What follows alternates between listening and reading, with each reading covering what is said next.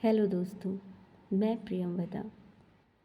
जीवन उस संघर्ष का नाम है जो सुख और दुख के बीच चलता ही रहता है। मेरे जीवन में भी एक गहरे दुख के बाद सुख की 3 किरणें आई थीं। मेरी बुआ जी के तीनों बच्चे, यानी कि मेरे भैया और दीदी।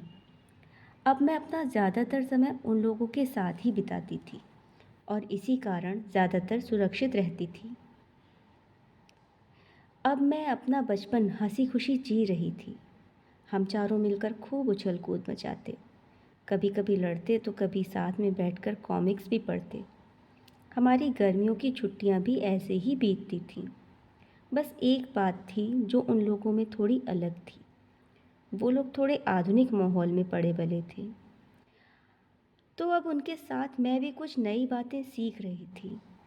एक दिन मैंने माँ से कहा कि भैया दीदी को बुआ खाली समय में पढ़ने के लिए कॉमिक्स देती हैं, आप भी मुझे ला के दो ना। इस पर माँ ने मेरे सामने एक मोटी सी किताब रखकर कहा, पहले इसे पूरा पढ़ो, फिर कोई और किताब मिलेगी। और मेरे जीवन का वो मोड़ था जो भगवान ने पहले ही निश्चित कर दिया था। यहाँ से मैंने कृष्ण को जानना शुरू किया और धीरे धीरे समझ में आने लगा कि अब तक मेरी रक्षा आखिर कौन कर रहा था। इस किताब का नाम था महाभारत।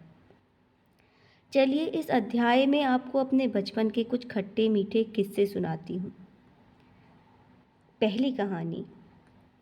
एक दिन माँ और दादी और बुआ तीनों अपने लिए नई साड़ियाँ खरीद कर लाए।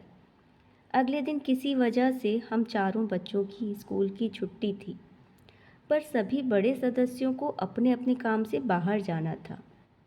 तो घर में अब केवल हमारी वानर सेना ही थी और हमारे सामने था लंबा सा दिन। तो सभी बड़ों के जाने के बाद हम चारों खाना खाकर दोपहर में ये निर्णय लेने के लिए साथ बैठ गए कि अब पूरे दिन क्या किया जाए। तो तय ये हुआ कि कैंपिंग करते हैं, सुना है बड़ा मज़ा आता है। फिर क्या था, बस जून की दोपहर में हम चारों छत पर पहुंच गए और कैंपिंग करने लगे। पर टेंट कैसे बनाया जाए, तो विचार आया कि ये जो नई सारी साड़ियाँ आई हैं उनसे टेंट बनाए जाएंगे। और थोड़ी ही देर में हमारी छत पर नई साड़ियों से बना भव्य टेंट, जो कि जून की गर्मी में भी अंदर की तरफ से दादी की रजाइयों और तकियों से सजाया गया था, वो बन चुका था। और हम सब धूप में नई साड़ियों से बने टेंट के अंदर रजाइयाँ ओढ़कर सोने की कोशिश कर रहे थे।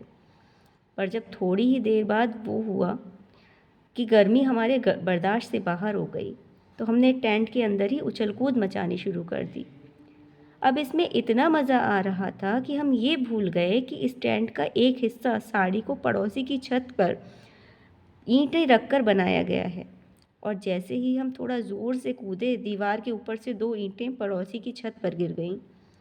थोड़ी ही देर में हमारे पड़ोसी द्वारा घर के बड़ों से शिकायत करने की धमकी देकर हमें नीचे भगा दिया गया और इस तरह हमारा एक रोमांच भरा अनुभव समाप्त हुआ। दूसरा अनुभव सुनने के लिए साथ बने रहिए। कल जो अनुभव मैं आपको सुनाने वाली हूँ वो इससे भी ज़्यादा मज़ेदार है। तब तक के लिए वीडियो को लाइक करें, शेयर करें और चैनल को सब्सक्राइब करें। धन्यवाद।